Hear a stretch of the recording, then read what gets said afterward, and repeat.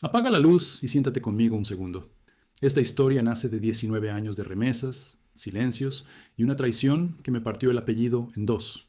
Si alguna vez cargaste a tu familia desde lejos con los dedos temblando, suscríbete ahora y acompáñame. Que tu presencia aquí convierta este dolor en memoria y camino. A las 3:14 de la madrugada, con el cloro todavía picándome en las manos y la puerta sudando humedad del pasillo, golpearon como si mi nombre fuera un clavo torcido. Immigration, abra ahora. El eco atravesó la cocina y me partió el pecho. Abrí. La luz de las linternas me cortó la cara, el metal me cerró las muñecas, y el frío de Newark entró por la camisa como un cuchillo largo. Alejandro Herrera, repitieron, y yo asentí con un nudo de sal en la lengua. Revisaron el estante donde guardo recibos, tocaron la caja de galletas con los viernes ordenados desde 2006, y uno hojeó una carpeta húmeda por la lluvia, hasta detener el dedo en un apellido que me perforó, el de mi cuñada. Tenemos una denuncia, dijo. La palabra quedó flotando sobre el fregadero como vapor de agua hirviendo. Yo miré mis manos esposadas y pensé en 19 años de remesas. En Bergen Line Avenue, ventanilla de Western Union a las 4:05. En enero bajo nieve y julio pegajoso. Siempre para mamá, siempre a través de ella. Me hicieron quitarme los zapatos y caminar descalzo por el pasillo. La vecina del 3A abrió una rendija y escondió el ojo.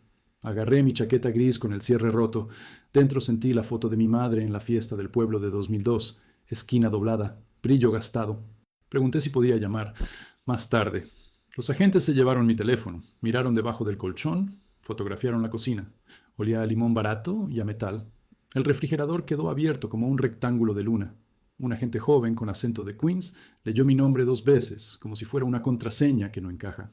Cuando me guiaron hasta la escalera, la madera crujió con ese quejido viejo de edificio que se cae a pedazos. Afuera lloviznaba como aguja fina. La camioneta brillaba bajo la lámpara naranja y yo vi mi cara en el vidrio. Ojeras hondas, barba corta, una edad que no se confiesa por teléfono. En el trayecto nadie habló.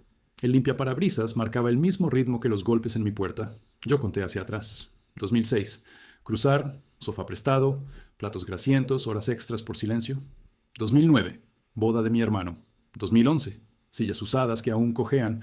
2015. Turnos dobles y la espalda pidiendo tregua. 2020. Mascarillas, miedo, el taller en pausa. 2023. Tu mamá está grave, los riñones, me escribió ella. Si no la operan en marzo, no llega. Hice 2 envíos grandes, luego otro pequeño. Pedí recibos. Llegaron fotos borrosas. Una bata, un pasillo, un suero. El silencio de después me lo tragué sin masticar porque confiar a distancia es la última religión del emigrante. El edificio del centro no tiene nombre visible. Solo puertas, que se abren con zumbido y cámaras que pestañean. Me tomaron huellas. Me dispararon una foto que fue un cachetazo de luz. Alias, entradas, empleadores. Respondí como quien reza un rosario al revés. El agua de la máquina sabía a moneda oxidada.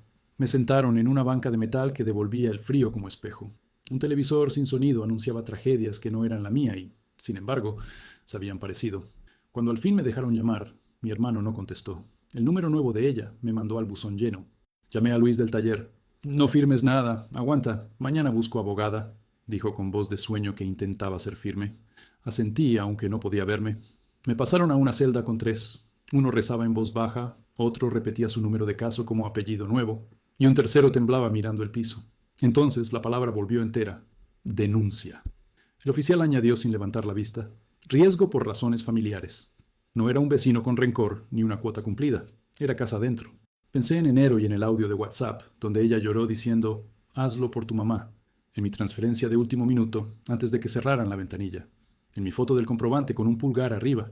Recordé que pedí informes médicos, que respondieron con no nos dieron copia, que yo me callé para no parecer desconfiado. Imaginé la carpeta de esta noche. Mi nombre mezclado con direcciones, con frases recortadas, con esa mentira afinada hasta sonar razonable. Si ella necesitaba dinero, ¿por qué eligió mi nombre para hundirme? La pregunta me ardió como alcohol en herida abierta. El guardia dijo que quizá me moverían a Elizabeth y que habría audiencia en unos días. Pensé en mis manos. Han levantado techos, han cargado rollos de cable, han apretado billetes doblados rumbo a esa ventanilla de siempre.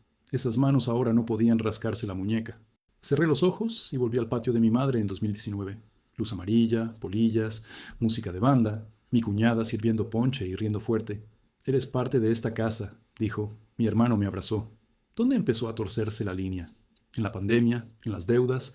¿En una palabra mía que sonó a juicio? Quise culpar el calendario entero y al mismo tiempo culparme a mí por creer sin pruebas. La fe cuando uno está lejos es un hilo tenso. Sostiene hasta que corta los dedos. Amanecía cuando repartieron cobijas y vasos. El aire sabía a desinfectante y a miedo viejo. Un oficial repitió el guión. Juez, intérprete, papeles. No firme salidas rápidas, dijo. Yo hice listas mentales. Buscar abogada, rescatar recibos, pedir reportes reales del hospital del pueblo. Hablar con el padre de St. Lucy para que mencione mi nombre en la cadena de oración. Otra parte de mí seguía en la cocina de Newark, viendo la luz abierta del refrigerador sobre mis facturas, oyendo aquel apellido en boca ajena como si me lo arrancaran. En la celda, el zumbido del aire marcaba un tiempo que no era el de afuera, y cada respiro llevaba la textura del metal. Decidí una cosa pequeña y feroz. Antes de odiar, voy a entender. Entender de qué hambre nació esa mentira, qué deuda, qué celos, qué promesa rota, porque el odio me partiría en dos y ya hay suficientes cosas rotas. Repetí mi nombre para no perderlo, Alejandro Herrera, como quien ata una cuerda a un poste en medio de la tormenta. Pensé en San Judas pegado con cinta en mi cocina y en la vela a medio consumir que quizá todavía arde sola. No lloré. No por fuerza, por sorpresa. Hay lágrimas que necesitan otro tipo de tiempo, y aquí el tiempo se mide en llaves y en puertas. Me recosté en la banca. Dejé que el frío me dijera la verdad. Esta historia empezó con un golpe en la madera y con una traición que llevaba mi apellido al lado equivocado. Y aunque me tiemble la boca, voy a llegar a la audiencia y decirlo con fechas, con voces, con cada viernes contado, como se rinde una cuenta ante quien quiere cerrar un libro que yo aún no he terminado. Respiro y no me caigo ya. 2006 fue el año en que aprendí a respirar con ruido de autobús y a dormir con la mochila como almohada. Newark me recibió con olor a lluvia vieja, un sofá prestado y una pregunta que no dejaba de morderme. ¿Aguantas o te rompes? Durante 6 meses trabajé en una cocina que sudaba aceite desde el amanecer. Mis dedos se arrugaron como ciruelas y mis oídos se llenaron de órdenes en un inglés que yo traducía a miradas. Por las noches contaba dólares en la mesa tambaleante del cuarto que compartía con 2 pintores. Separaba lo mínimo para seguir vivo y el resto lo veía cruzar el mapa hasta San Miguel el Alto. Los viernes se volvieron pulso. A las 4:55, Bergen Line Avenue, la ventanilla de Western Union, el nombre de mi cuñada escrito con letra recta porque ella sabe moverse en el banco, y al pie la nota, para mamá. Salía con el recibo en el bolsillo como si fuera una bendición doblada. De 2007 a 2012 cambié de herramientas y de piel. Aprendí el idioma de los tornillos, de los paneles que arañan las escaleras, del yeso que entra en los zapatos. El capataz me decía mano dura cuando rendía y fantasma cuando cerraba. Yo reía por costumbre y seguía. Mi hermano llamó el día de su boda. Yo choqué una cerveza tibia contra la ventana y juré duplicar esfuerzos. Mi cuñada hacía listas al teléfono. Medicinas, arreglar el techo, la escuela del niño. Al principio eran 100, luego 200, alguna semana 500 por urgencia. Yo preguntaba poco, porque preguntar a distancia parece acusar. Guardé cada comprobante en una caja de galletas. El cartón fue tomando el peso de mis años. Entre 2013 y 2016 conocí todos los inviernos que rompen los nudillos y todos los veranos que pegan como miel. Turnos dobles, café frío, botas mojadas. Una risa compartida a las 5 para no deshacernos. Aprendí a mandar aún con feriados, a dividir envíos para saltar comisiones, a calcular sin mirar la calculadora. Mi cuñada empezó a hablar con diminutivos. Una ayudita, una cosita, un prestamito. Su WhatsApp era la puerta entre mi salario y la casa. Me mandaba fotos de mi madre con filtros cálidos y frases como «No le digas, se preocupa». Yo obedecía. En 2019 volví, ponche, patio, focos amarillos, mi cuñada sirviendo y diciéndome «Eres parte de esta casa». Compré herramientas a mi hermano, dejé pagado el techo de lámina, regresé contento y cansado. 2020 borró los planes. Sirenas, mascarillas, bodegas desinfectadas para completar la semana. Los viernes no podían morir. 13 años de latido no se apagan. Mi cuñada lloró por teléfono. Tu mamá está delicada, se marea, come menos. Envié en 2 semanas lo que antes juntaba en 2 meses. Pedí informes. Llegaron imágenes borrosas. Suero, cama con barandal, una muñeca con cinta. Cuando pregunté diagnósticos respondieron, aquí no dan copia. Mi madre me mandó un audio breve. Estoy bien, hijo. Lo escuché cada noche para recordar el timbre de su voz. De 2021 a 2023 fue apretar los dientes. Cambié de taller por $1 más y gané un supervisor que contaba minutos como si fueran tornillos. Aprendí a mandar por transferencia cuando la ventanilla cerraba. A partir envíos en 2 para no hacer fila 2 veces. Mi cuñada trajo palabras nuevas. Nefropatía, hemoglobina, pólipos. Yo las anotaba en un cuaderno y no me atrevía a preguntar en la clínica por vergüenza. El viernes seguía haciendo misa, firmar, guardar el recibo, caminar 2 cuadras para no caerme. A veces pensé que la fe de quien envía es un hilo tenso, sostiene hasta que corta los dedos. En 2024 apareció el pedido imposible vestido de costumbre. Si no la operan en marzo, quién sabe. Era una cifra absurda con plazo de una semana. Vendí herramientas, dejé un teléfono viejo en la tienda, trabajé 3 turnos seguidos. Cuando transferí, ella respondió con un corazón azul y un Dios te bendiga. Dormí con el celular en el pecho. En abril pedí parte médico. Recibí la foto de un sobre cerrado y un aquí no entregan copia. Mi hermano sonaba lejos, como si hablara desde una habitación con cortinas gruesas. Yo insistí 2 veces y luego me callé para no romper el puente. Así llegué a 2025 con la espalda obediente y la caja de galletas pesada. Pensaba arreglarme la dentadura, cambiar el colchón, visitar a mamá en otoño. El viernes antes de mi detención mandé 200 y compré pan dulce. El bodeguero me regaló café. Un niño preguntó si el dinero viaja rápido. Le dije que llega a tiempo cuando lo esperan con fe y me reí de mí mismo. Guardé el recibo junto a los otros, sin saber que, esa semana, mi nombre ya estaba escrito en una carpeta ajena. 19 años se pueden contar en envíos y en callos. Yo los conté en ambos. Creí que alcanzaba. No vi el filo que venía de adentro. Hubo señales pequeñas que no quise mirar. Las urgencias siempre caían los jueves por la tarde. Las cifras venían redondas. Si pedía comprobantes, su tono cambiaba, y al minuto llegaba un audio de mi madre. No te angusties, mijo. Yo creía, porque creer sostiene la casa del otro lado. En el taller aconsejaban mandar menos. Yo contestaba que el hambre no entiende de calendarios. Cuando cobré un bono en 2022, compré una chaqueta y envié el resto sin contarlo. Ella escribió, eres un ángel, y guardé ese mensaje como una medalla. Si flaqueaba, mi hermano llamaba, estamos apretados, pero salimos. Y ella completaba, Dios provee. Yo decía amén, colgaba, y volvía a contar tornillos. Con el tiempo reconocí mi cansancio por el olor de mis manos. Metal, desinfectante y pan barato. El viernes seguía intacto. Firma temblorosa, sello, papel térmico caliente. Ese ritual me decía que pertenecía a algún lugar, aunque fuera un cuarto con radiador nervioso. Si alguien me hubiera preguntado qué me quedaba, habría dicho la voz de mi madre, los recibos y el plan de volver en otoño.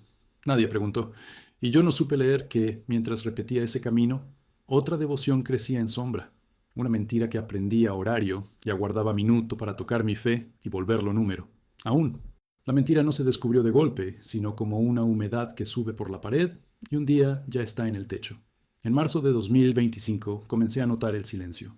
Mi hermano no contestaba los mensajes y mi cuñada escribía solo frases cortas. Ocupada con mamá, estamos en el hospital, no duermo nada. Yo enviaba dinero igual, como un reflejo que no podía detener. Hasta que una tarde, después del trabajo, entré al cibercafé de la esquina y busqué en internet el nombre del hospital donde decían tener a mi madre. No existía. Había uno parecido, pero en otra ciudad. Sentí un hueco en el pecho, como si me hubieran quitado el aire con un puño. Llamé a un vecino del pueblo, don Lucho, y le pedí que pasara por la casa a ver cómo estaba mi madre. Su respuesta llegó en un audio que me partió en dos. Tu mamá está bien, hijo, caminando en el patio. Dice que hace días no sabe de ti. El suelo se me movió. Le pedí que no dijera nada, que solo le mandara un saludo. Me quedé sentado frente a la computadora mirando la pantalla como si pudiera tragarse mi confusión. ¿Cómo se inventa una enfermedad? ¿Cómo se sostiene una mentira tan larga sin que se te caiga encima? Intenté justificarla. Tal vez necesitaban el dinero para algo urgente. Tal vez la deuda era más grande de lo que me contaron. Pero en el fondo ya sabía que esa explicación no alcanzaba. La mentira había sido construida con tiempo y precisión. Y lo peor era que yo la había financiado. Esa noche no dormí. Recordé cada transferencia, cada llamada, cada promesa. Las palabras de ella volvían con eco. Es por tu madre. No hay nadie más que tú. Dios te recompensará. Y yo, creyente torpe, pensaba que esa fe también pagaba intereses. Me vi a mí mismo como un cajero que entrega sin mirar a quién. Me dio vergüenza. No de ellos, sino de mí. Porque quise comprar cariño con dólares y lo hice tantas veces que dejé de reconocer el valor del silencio. Al día siguiente fui al taller y fingí normalidad.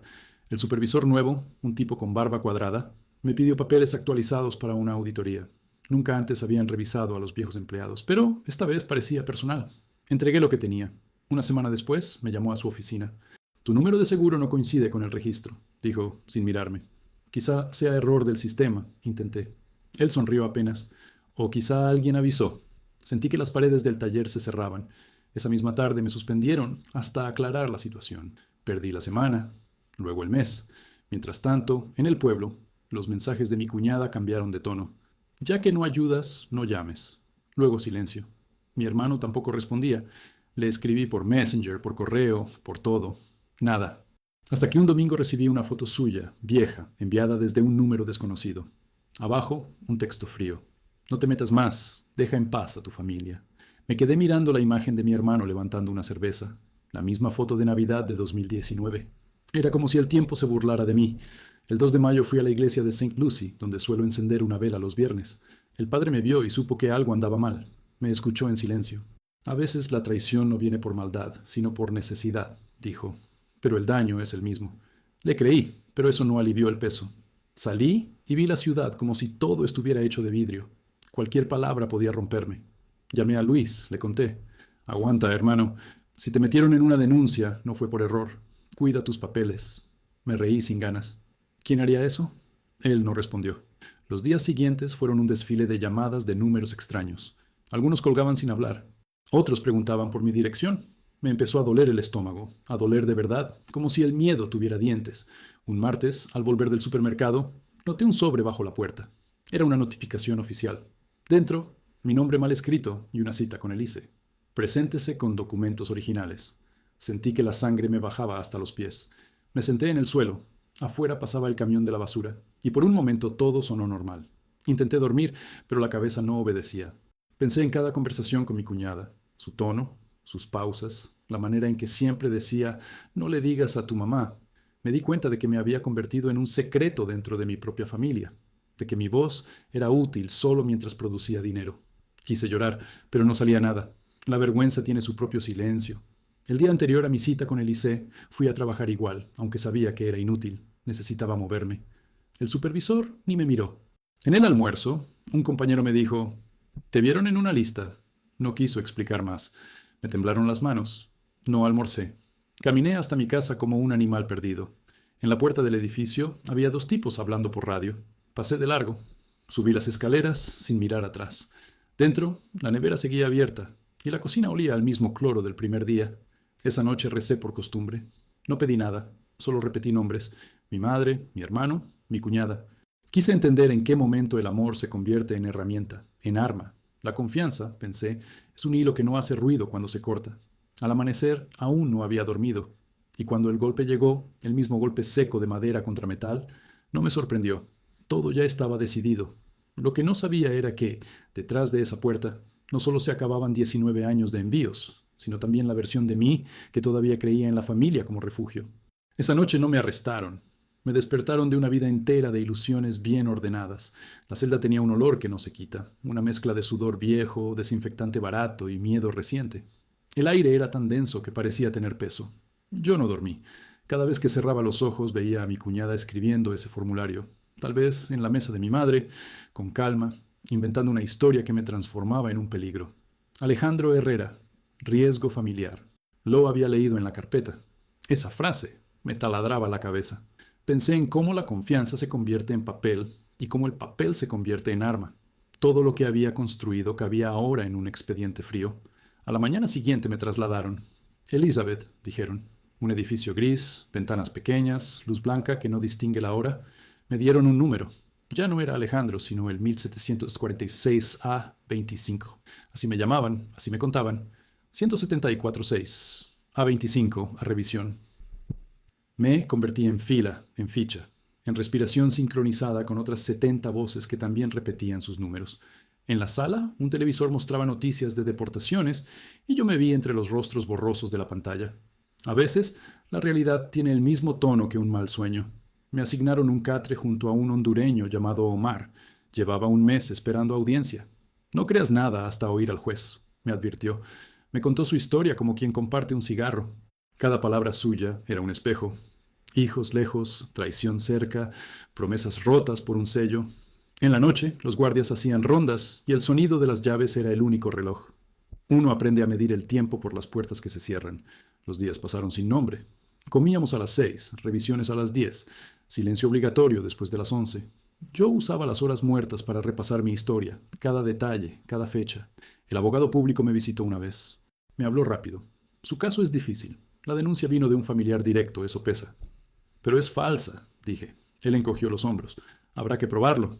Me dejó una hoja de preguntas y desapareció.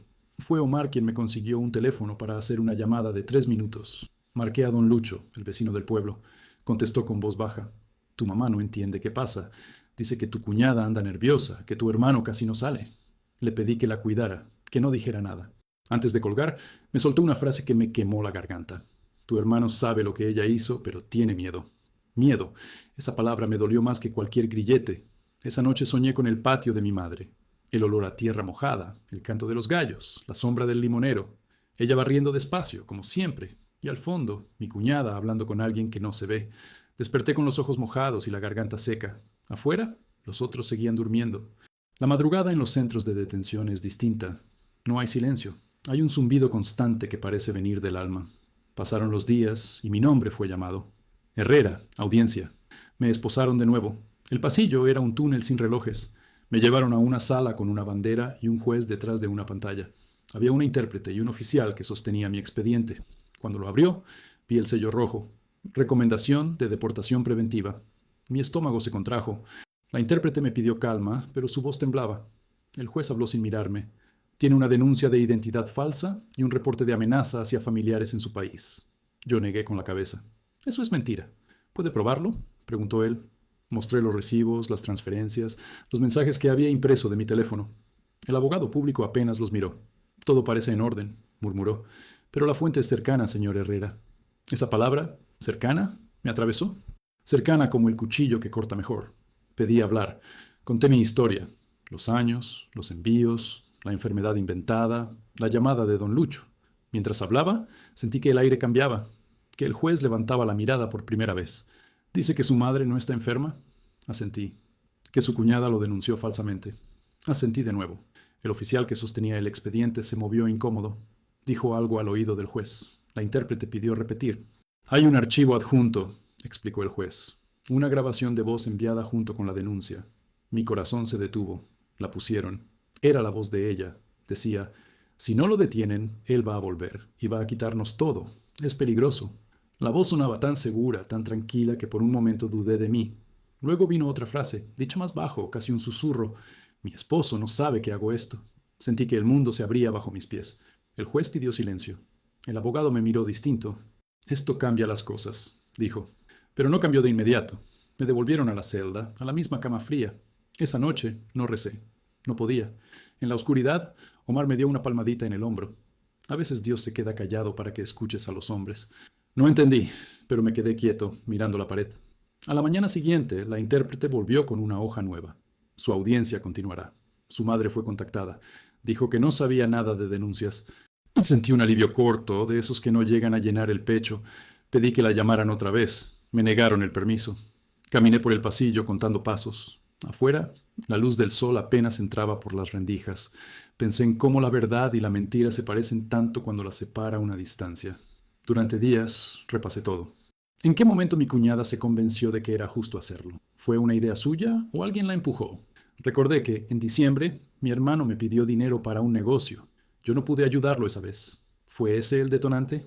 Me dolía imaginar que el odio se construyó con algo tan simple como un no. El amor familiar es un terreno minado. Cada paso parece seguro hasta que explota. Cada mañana, cuando oía mi número, pensaba que saldría libre. Cada noche, cuando no lo oía, pensaba que tal vez merecía estar allí por haber confiado demasiado. El ICE te enseña una verdad brutal. No hay cárcel más grande que la de la fe traicionada. Y mientras la rutina repetía sus horas sin alma, yo solo esperaba un gesto, una señal, algo que me dijera que todavía existía una parte de mi historia que podía salvarse, algo que valiera la pena contar cuando por fin volviera a pronunciar mi nombre sin miedo. La carta de suspensión se volvió caída cuando me llamaron al taller para hablar con recursos. Entré con la esperanza doblada en el bolsillo, como un recibo más, y salí con una hoja breve que decía «Terminación por inconsistencias documentales». No lloré allí. Caminé hasta el río Passaic y dejé que el viento me limpiara la cara. El agua marrón arrastraba ramas y bolsas, y pensé que así se van los años cuando nadie los mira, mezclados con desperdicios que nunca pediste. Regresé a casa con un pan barato. Me senté frente a la caja de galletas donde guardo mis viernes y conté 19 años, línea por línea, como si rezara por partes el mismo credo. Conseguí una cita con una abogada recomendada por Luis. Se llamaba Mariela y tenía la paciencia tensa de quien ha visto demasiados naufragios. Tu caso se sostiene si probamos que la denuncia fue maliciosa y que no hay delito asociado, dijo, señalando mis carpetas. Necesito 3 cosas. Testimonio de tu madre, prueba de que el hospital no ingresó a nadie con su nombre y cualquier rastro que muestre la manipulación de tu cuñada. Tragué saliva. Mi mamá no sabe nada.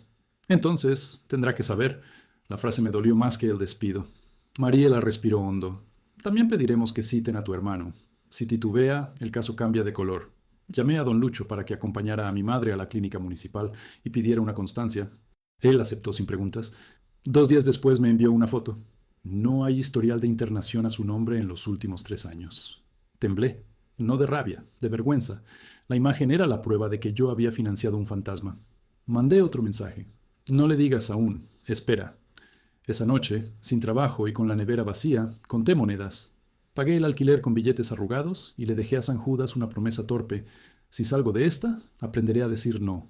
Mientras reunía papeles, llegaron señales extrañas. Un número desconocido me escribió. ¿Deja de buscar o te vas a hundir más? Respondí con una pregunta y no hubo réplica. Llamé a mi hermano por enésima vez. Al tercer tono, cortó. Mandé un audio. Solo quiero hablar contigo. Silencio. Abrí los mensajes antiguos y escuché la voz de mi cuñada diciendo, hazlo por tu madre. Ese hazlo ahora sonaba como obedece.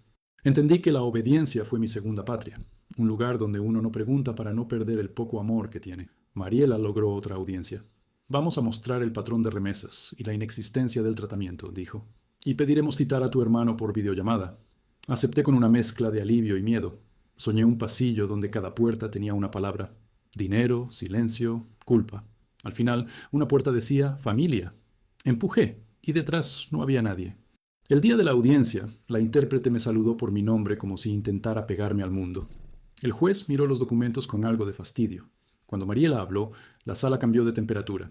Presentó la constancia de la clínica, los recibos, las fechas, los audios transcritos. Pidió reproducir uno donde mi cuñada, entre sollozos, decía, no le digas a nadie, sobre todo a tu mamá. El juez frunció el ceño. ¿Por qué ocultarlo a la paciente? Pregunta de bisturí. Mi respiración se volvió ruido. La videollamada tardó una eternidad. La pantalla mostró un cuarto mal iluminado del pueblo. Entró mi hermano con gorra y la mirada baja. Me cortó la respiración. La intérprete pidió que respondiera con claridad. ¿Tiene conocimiento de la denuncia? Silencio. ¿Sabe de la supuesta operación de su madre? Otro silencio. ¿Quién administraba el dinero de Alejandro? Al fin habló. Mi esposa. La voz se le quebró como madera húmeda. ¿Su madre estuvo internada? No. La sala se detuvo. Yo me agarré a la mesa para no caer. Mariela solicitó que reprodujeran la grabación adjunta. La voz de mi cuñada inundó la sala. Segura, plana, como si leyera una receta. Dijo que yo era un riesgo, que usaba documentos de otro, que planeaba apoderarme de la casa. El juez preguntó, ¿tiene pruebas? En el expediente no había más que su voz y capturas editadas. Mariela señaló inconsistencias de fechas y los depósitos que yo hice el mismo día en que supuestamente amenacé. El juez respiró hondo. Se reprograma para evaluación de credibilidad y posible desestimación. Mi cuerpo oyó esa frase antes que mi mente. Me devolvió el pulso. Esa noche, Omar me dijo, la verdad camina coja, pero llega. Yo asentí sin ganas. Pensé en mi madre sin saber la mitad de su propia vida, en mi hermano tragándose la vergüenza como piedra. Pensé en mí, sosteniendo un mundo con dólares que ahora eran cuchillos. Me prometí una cosa dura. Cuando esto termine, ya no habrá sobres anónimos ni audios sin preguntas, ni viernes que me dejen vacío. En la madrugada, el zumbido del aire me pareció más suave. Tal vez era yo respirando distinto. Los días siguientes los dediqué a preparar el golpe más difícil, decirle a mi madre.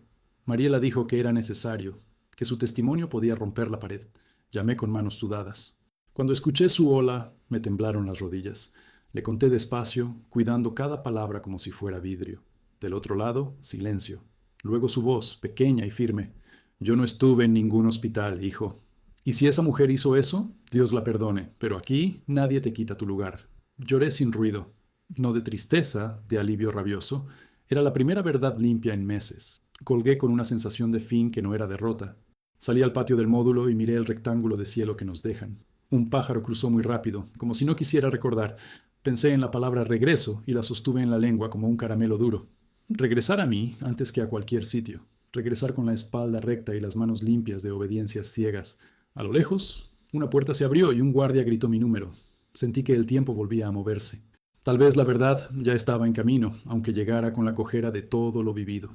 El día que me trasladaron en cadena ya no era el hombre que salió de Newark con la camisa empapada. Era un número que aprendía a respirar al ritmo de otros números. Me llamaron a las 5 antes del desayuno y me hicieron formar con la mirada en el piso. El guardia revisó mi boca, mis bolsillos y mis cordones. Dijo si dolía algo. Respondí que no para no quedarme atrás. Me colocaron grilletes en los tobillos y una cadena a la cintura. Las manos quedaron atrapadas como pensamiento peligroso. El metal tenía gusto a pila. En el pasillo el aire estaba tan frío que parecía recién construido. Un oficial marcó mi pecho con el dedo. 1746 a 25. Asentí y contuve la respiración como si con eso pudiera reducir mi tamaño. Nos subieron a un autobús blanco sin letreros. El plástico de los asientos olía a desinfectante y a horas. Omar quedó 2 filas atrás. Alcanzó a susurrar: «Respira por la nariz», técnica secreta para no marearse con el temblor de las cadenas. A través de las ventanillas vi depósitos, rutas, puentes. Todo pasaba como si el mundo estuviera apurado por olvidarnos. Por dentro, espalda contra espalda, la coreografía torpe del hierro chocando así a su propia música. Cada frenada me devolvía los viernes en Bergen Line Avenue. El papel térmico todavía caliente, la palabra mamá escrita al pie. Conté postes, conté respiros, conté años. Pensé que la fe a distancia se parece a este viaje, larga, áspera y sin paisaje. Llegamos a un edificio sin nombre, más frío que los anteriores. Nos bajaron de a 5, contados en voz alta como inventario. El piso de cemento multiplicaba el ruido de las cadenas. Esperamos en una sala sin relojes. En la pared, un cartel enumeraba derechos que parecían pertenecer a otra especie. Cuando me retiraron los grilletes para la revisión médica, la piel de los tobillos se levantó como papel mojado. Una enfermera me tomó la presión sin decir nombre. Anotó un número en un cuadro y me empujó con la mirada hacia la puerta siguiente. El procedimiento era un túnel, mi historia, un eco. La celda nueva olía a metal y sopa en polvo. El catre ofrecía una manta que crujía. Compartí espacio con un guatemalteco que llevaba 32 días y con un dominicano que decía «primo» para que el mundo no doliera tanto. El guatemalteco me contó que su esposa le pidió que no volviera si no arreglaba papeles. El dominicano juró que lo pararon por una luz trasera y el resto fue caída. Yo dije lo mío sin adornos: la enfermedad inventada, la denuncia con apellido de casa, la audiencia en pausa. Nadie se sorprendió. Aquí todas las tragedias riman. El almuerzo llegó a las 11. Una bandeja, arroz inmóvil, carne sin biografía, una fruta con sabor a refri demasiado largo. Comí por instrucción, no por hambre. Luego nos llevaron a cabinas de teléfono. El tiempo se compraba con monedas que no tenía. Un salvadoreño me cambió $2 por una promesa de después. Marqué a Mariela. Contestó al tercer tono. Dijo que el juez había visto la grabación adjunta y que la voz de mi cuñada, al confesar que actuó sin que mi hermano supiera, abría una rendija. Falta sostenerla con papeles, agregó. Tomé aire como quien toma impulso para cruzar una calle ancha. Le pedí que citara a don Lucho y que buscara un oficio de la clínica. Ya está en curso. Por la tarde hubo recuento. El recuento es una oración sin fe. Dices presente esperando que el número te devuelva cuerpo. En la fila, un hombre lloraba con la mandíbula apretada. Otro se reía por costumbre. Me acosté temprano. La manta tenía un frío de fábrica que me subía por la espalda como agua. Pensé en mis herramientas vendidas, en mis botas mudas junto a la pared de Newark, en la llave que quedó colgando del gancho. Cerré los ojos y vi la cocina encendida por la luz del refrigerador, mis recibos apilados con la fe de un monje. Escuché de nuevo el golpe en la puerta y me dolió en el estómago como si fuera hoy. Al día siguiente me llevaron a una sala de entrevistas.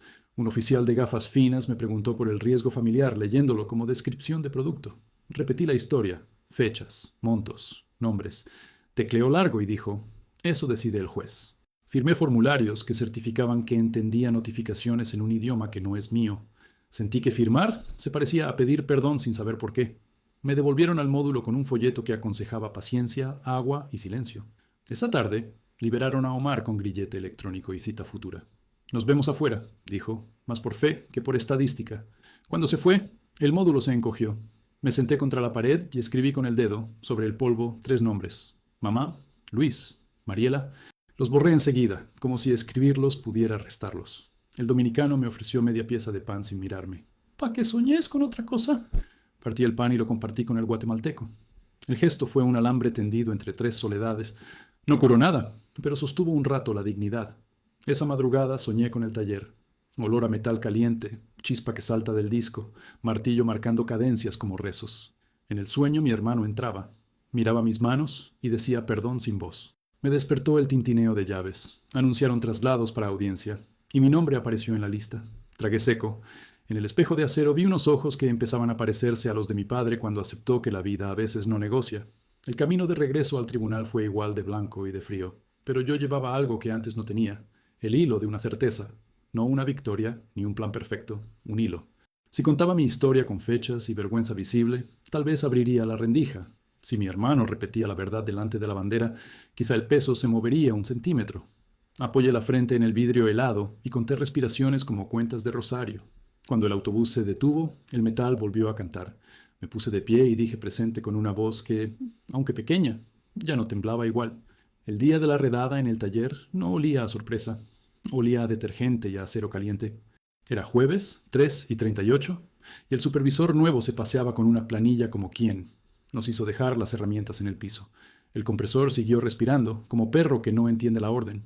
Yo estaba cortando perfiles cuando el portón vibró 2 veces y entraron hombres con chaquetas de letras grandes. Caminaron como si ya conocieran el lugar, contando pasos, midiendo sombras, apuntando con linternas donde la fábrica guarda su polvo. El supervisor levantó la barbilla para parecer útil y dijo que todo estaba en regla. Ninguno de los presentes pareció creerle. Uno de los agentes me pidió que soltara el disco, otro tocó con un bolígrafo la caja donde guardamos guantes, y el ruido de la máquina apagándose fue como una cortina que cae al final de una obra que nadie quiso ver. Preguntaron por papeles y por números. El supervisor ofreció su gabinete como ofrenda. Aquí están los archivos, dijo, y los dossiers apilados parecieron ladrillos húmedos. Nadie fingió sorpresa al encontrar discrepancias. La sorpresa se nos gastó en 2020. A mí me dijeron «usted», y el «usted» supo a distancia. No hubo empujones ni voces altas, solo el gesto burocrático de quien llama a un elevador. Caminé entre líneas amarillas pintadas en el suelo y pensé en mis botas compradas en 2018. Suela mordida, costuras remendadas. Pensé en las veces que ese mismo suelo me sostuvo cuando el cansancio mareaba. El supervisor firmó algo sin mirar y su firma pareció la cola de un pez escapando. La camioneta estaba fría como una cocina apagada. Cuando cerraron, la luz se volvió un zumbido blanquecino. Me preguntaron si quería llamar a alguien. Dije, a mi hermano, y el silencio se me adelantó. Buzón lleno.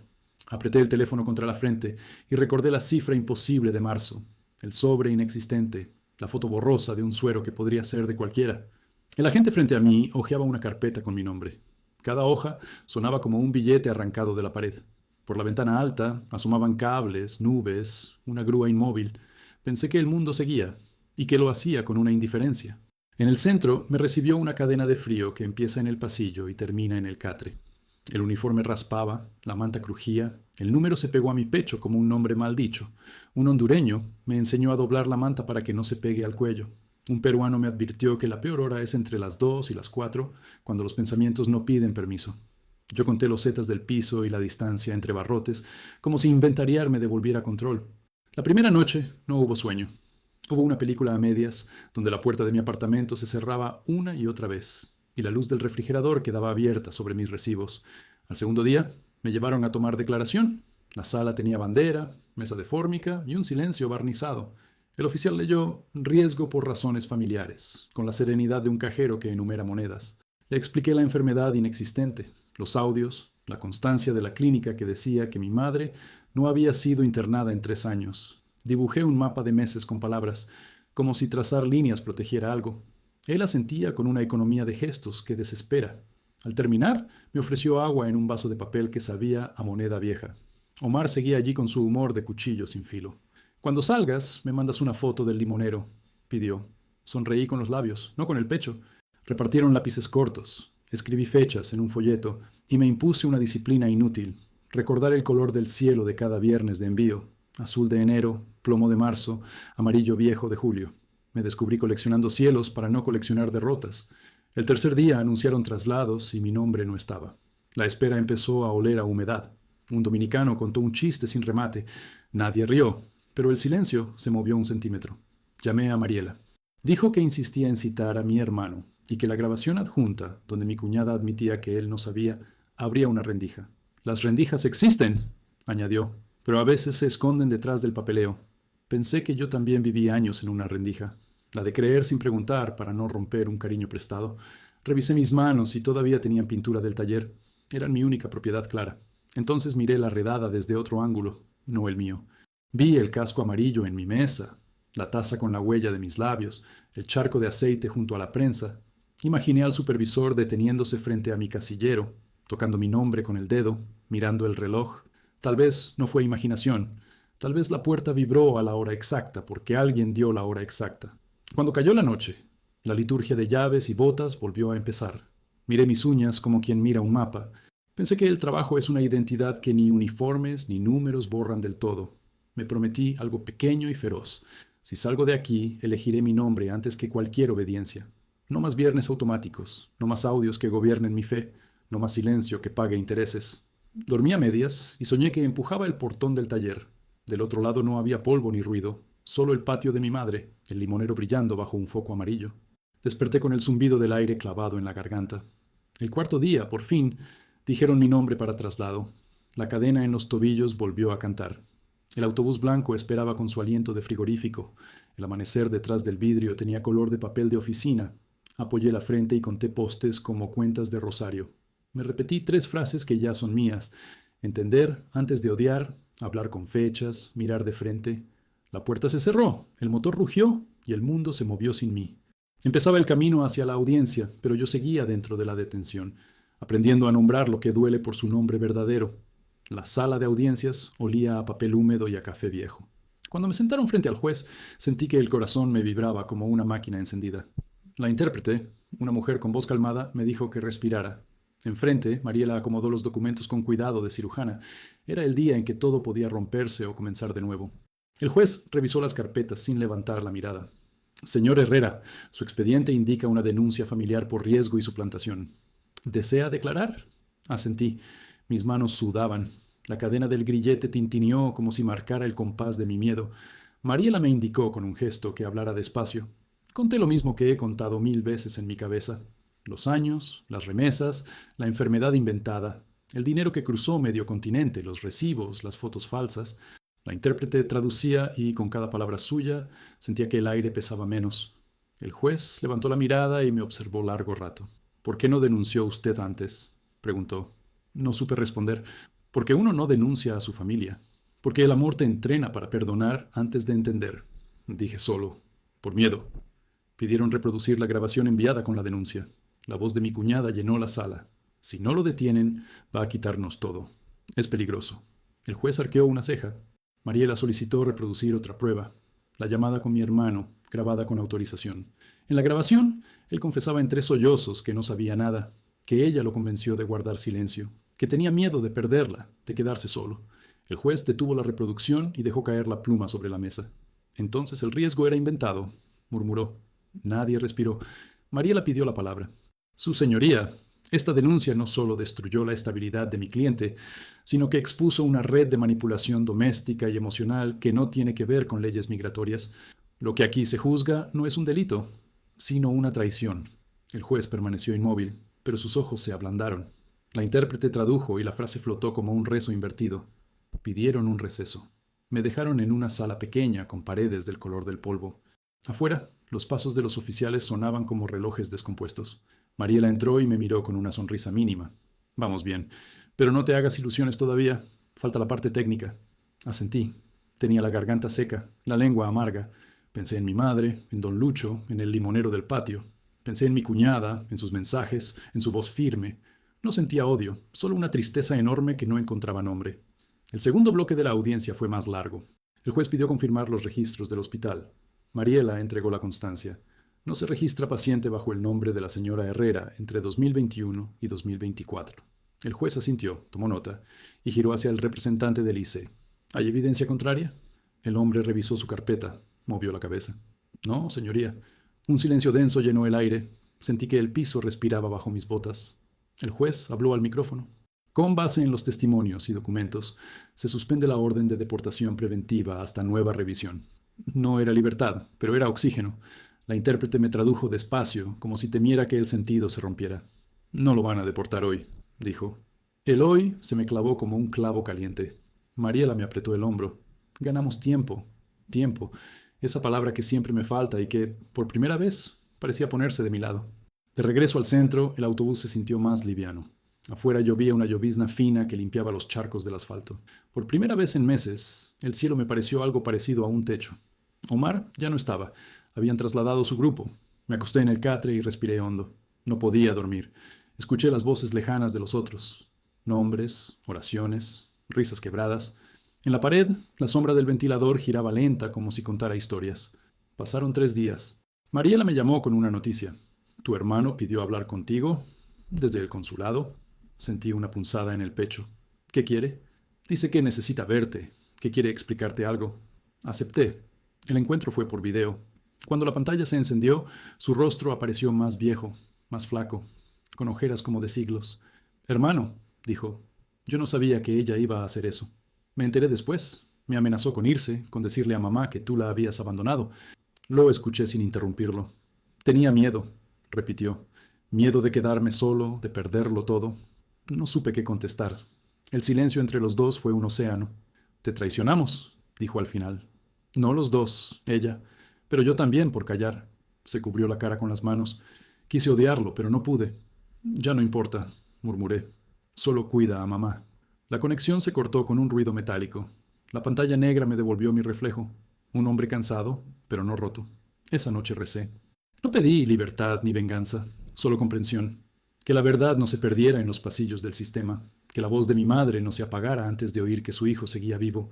Afuera, la lluvia golpeaba el techo de metal, marcando el mismo ritmo de aquel golpe en mi puerta. Me dormí con la certeza de que el mundo puede derrumbarse sobre ti, y aún así, dejarte un hueco por donde respirar. El amanecer trajo una luz rara, casi dorada. Un oficial me entregó una carta.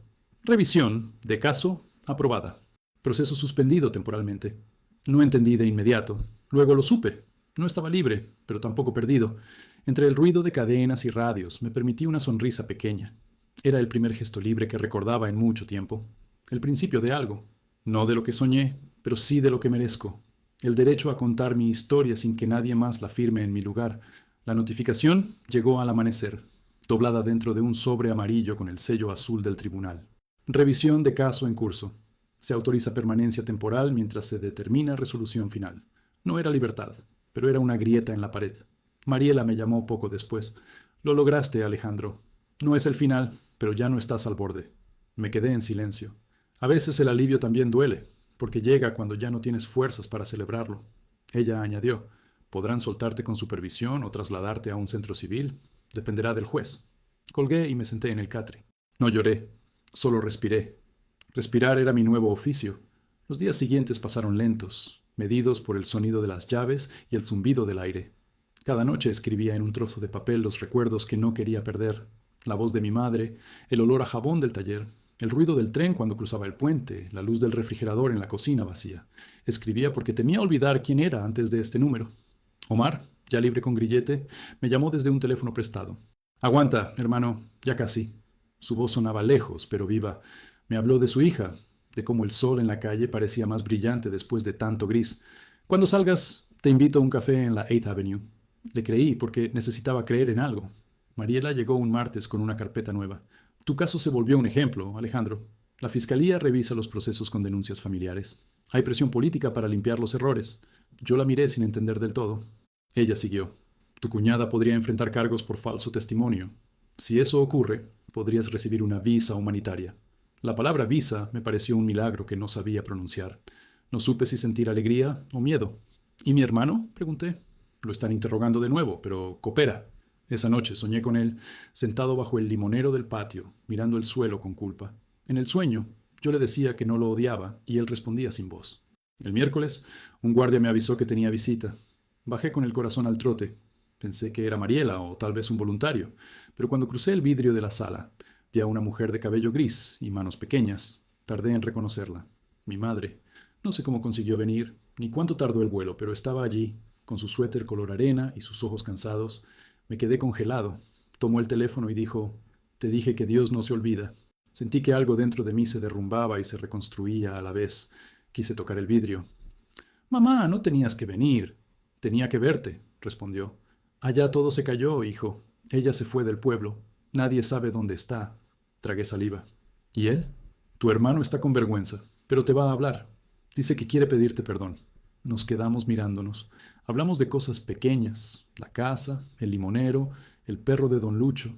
Ella me contó que cada viernes seguía encendiendo una vela y rezando a la misma hora en que yo mandaba las remesas. Para que regresaras vivo, dijo. No pude responder. Las lágrimas vinieron sin aviso, silenciosas. No eran de tristeza, sino de reconocimiento. Mi madre me miró con una ternura que solo tienen las mujeres que han esperado demasiado. Ya no mandes dinero, mijo. Manda tu voz, eso alcanza. Esa frase me quemó el alma. Quise prometerle todo, pero las promesas se me quedaron atoradas en la garganta. Cuando se fue, el guardia me dejó un momento solo. Me apoyé contra la pared y lloré como un niño. Sentí una mezcla de alivio y rabia. La rabia de saber que tanto sacrificio cabía ahora en una caja de pruebas, que las remesas se habían convertido en huellas de un amor usado. Pensé en mi cuñada, en sus audios, en sus mentiras. Por primera vez no deseé venganza. Solo quise que desapareciera de mi historia, como una mancha que el tiempo borra poco a poco. Esa noche, los internos organizaron una pequeña oración. No era religión, era supervivencia. Cada uno pidió algo distinto. Libertad, salud, olvido. Yo pedí comprensión, que todo esto, de alguna forma, sirviera para algo, que mi historia no fuera solo otra cifra en los registros del ICE. En medio de la oración, el dominicano levantó la voz. La familia duele más que la ley, pero también enseña. Nadie lo contradijo. Días después, Mariela regresó con una sonrisa cansada. Te van a liberar bajo supervisión, no es deportación. Tienes que firmar aquí. Su voz tembló un poco, pero era temblor de victoria. Firmé con las manos sudadas. Podrás quedarte mientras el caso se resuelve. Trabajarás limitado, pero libre. Libre. La palabra se me hizo extraña. Salí del edificio con el mismo bolso con el que llegué, pero más liviano. Afuera, el sol no era el mismo sol. Olía a oportunidad y a cansancio. Mariela me acompañó hasta la calle. No desaparezcas, Alejandro. La verdad necesita testigos. Esa noche dormí en el sofá de un amigo. Desperté sobresaltado por costumbre, esperando el sonido de llaves, el grito del guardia. No llegó. Solo el ruido del tráfico y un olor a pan tostado. Fui hasta la ventana. Vi el amanecer colorear los techos de Newark. Me reí en silencio. Había sobrevivido. Pero la libertad, entendí, no es un papel ni una puerta abierta. Es aprender a no cargar la culpa de los otros. Llamé a mi madre. Le dije que pronto volvería, pero no como antes. Ella rió bajito. No vuelvas cargando pesos, mijo. Vuelve con luz. Me quedé mirando el teléfono apagado, sabiendo que esa luz no era un destino, sino un trabajo. Un trabajo nuevo. Reconstruirme sin dejar que la herida se convierta en identidad. Porque la verdadera frontera no era el muro, ni los agentes, ni los papeles. Era el perdón. Y esa sí, aún tenía que cruzarla. El amanecer tenía un color distinto, como si la luz también estuviera cansada. Desperté en el sofá prestado de un amigo, con el sonido de los buses allá afuera y el olor a café viejo que subía desde la cocina. Por un instante, no recordé dónde estaba. La costumbre del encierro seguía dentro del cuerpo. Esa necesidad de oír llaves antes de moverse. Pero no hubo guardia, no hubo número, no hubo órdenes. Solo silencio. Ese silencio que uno aprende a agradecer después de tanto ruido. Me senté, miré mis manos, y por primera vez en meses no temblaban. Eran las mismas manos que construyeron techos, que enviaron dinero, que firmaron declaraciones, pero ahora estaban vacías y libres. Encendí el teléfono. Tenía una docena de mensajes de gente que no supe si aún pertenecía a mi vida. Compañeros del taller, conocidos del vecindario. Un hermano, estamos contigo. De Luis. Respondí a pocos. No tenía ganas de explicar. Llamé a Mariela. Estás oficialmente en proceso de residencia humanitaria, dijo. Podrás trabajar en 6 meses. Su voz sonaba más cálida que el café. ¿Y mi hermano? Pregunté. Hubo un silencio breve. Coopera con las autoridades, pero el peso de su culpa no lo borra la ley. Agradecí sin saber qué más decir. La llamada terminó con un «Cuídate, Alejandro», y esa simple frase me supo a bendición. Salí a la calle. El aire de Newark olía a pan recién horneado y a gasolina. La mezcla que siempre me recordó que aquí nadie tiene tiempo para detenerse. Caminé sin rumbo. Los semáforos cambiaban como si marcaran otro idioma. La gente hablaba alto. El tráfico gruñía y yo me sentía extraño, invisible y vivo. Entré a una panadería latina. Pedí un café y una concha. La mujer que atendía me preguntó si era nuevo en el barrio. Recién vuelto, respondí. Me sonrió sin entender del todo, pero con esa cortesía que salva. Me senté junto a la ventana, viendo la lluvia fina caer sobre los techos. Por primera vez, el café no me supo a turno nocturno, sino a comienzo. Esa tarde fui al río Passaic, el mismo lugar donde años atrás me senté cuando me despidieron. El agua seguía igual de sucia, pero reflejaba el cielo de una manera más honesta. Saqué del bolsillo un recibo viejo, el último envío de dinero antes del arresto. Lo miré largo rato. No era solo papel, era mi biografía. En ese número estaban las horas extras, las uñas partidas, las noches sin sueño, los hazlo por mamá. Lo dejé ir. El viento se lo llevó al agua, giró un instante y desapareció. No sentí tristeza, sentí cierre. Por la noche llamé a mi madre. ¿Dormiste bien?, preguntó ella. Sí, mamá, dormí libre. Escuché cómo suspiraba al otro lado. Tu hermano vino a verme, dijo. Está arrepentido. Cerré los ojos. No supe si estaba listo para escucharlo, pero no podía negarlo. Que se cuide, fue lo único que dije. Que cuide el limonero.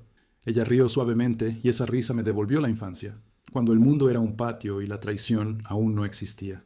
Los días siguientes fueron un intento de volver a ser persona. Busqué trabajo. Nadie quiere contratar a alguien en proceso, pero encontré una pequeña carpintería donde necesitaban manos para lijar. El dueño, un peruano de rostro cansado, me dijo: aquí no preguntamos mucho, solo trabajamos bien. Asentí. Al final del primer día me dolían los brazos y la espalda, pero era un dolor limpio. Esa noche dormí sin pesadillas. Empecé a describir mi historia en un cuaderno azul, no para publicarla, sino para no olvidarla. Escribí el golpe en la puerta, el nombre de mi cuñada, el rostro del juez, la voz de mi madre, el olor del taller, los sueños con Omar. Cada página era una cicatriz narrada. Aprendí que contar también es curarse. Mariela me sugirió compartir mi caso con un periodista. Puede ayudar a otros en tu situación. Dudé. No quiero venganza. No es venganza, es testimonio. Pensé en ello durante noches. Al final acepté. El reportaje salió en un medio local bajo el título El hombre que fue traicionado por su familia y sobrevivió al ICE. No busqué fama, pero llegó la atención. Un grupo de apoyo me contactó. Tu historia nos dio valor, escribió una mujer cuyo hijo estaba detenido. Comprendí entonces que el dolor, cuando se comparte, deja de ser cadena y se vuelve puente. Un sábado recibí una llamada inesperada. Era mi hermano. Su voz temblaba. Solo quiero que me escuches. Guardé silencio. Ella se fue, Alejandro. No sé dónde está. Estoy ayudando a mamá. Sé que no puedo pedirte perdón, pero si algún día quieres volver, la casa es tuya también. La frase cayó como piedra en el agua. No sé si puedo, respondí, pero gracias. Colgamos sin despedirnos. Fue suficiente. El otoño llegó con olor a hojas húmedas. Cada tarde, después del trabajo, caminaba por el parque Riverfront. El viento traía música de los bares, niños jugando, conversaciones mezcladas en español e inglés. La vida, pensé, no se detiene para nadie, pero a veces te deja subir de nuevo. Cada paso era una costura invisible. Una noche encendí una vela frente a la ventana, no por costumbre, sino por gratitud. Por mi madre, por Omar, por Mariela, por todos los que no llegaron a tener la oportunidad de respirar otra vez. Y también, aunque doliera admitirlo, por ella, porque incluso la traición más amarga me enseñó a mirar la verdad sin disfraz. Escribí la última línea de mi cuaderno. No me deportaron del país, me deportaron de la ilusión, y en ese exilio encontré mi voz. Cerré el cuaderno, apagué la vela y dejé que el silencio llenara el cuarto. Afuera, Newark seguía viva. Dentro, yo también. Y aunque la cicatriz sigue ahí, ya no duele como herida, sino como recuerdo de que sobrevivir, a veces, es la forma más pura de justicia.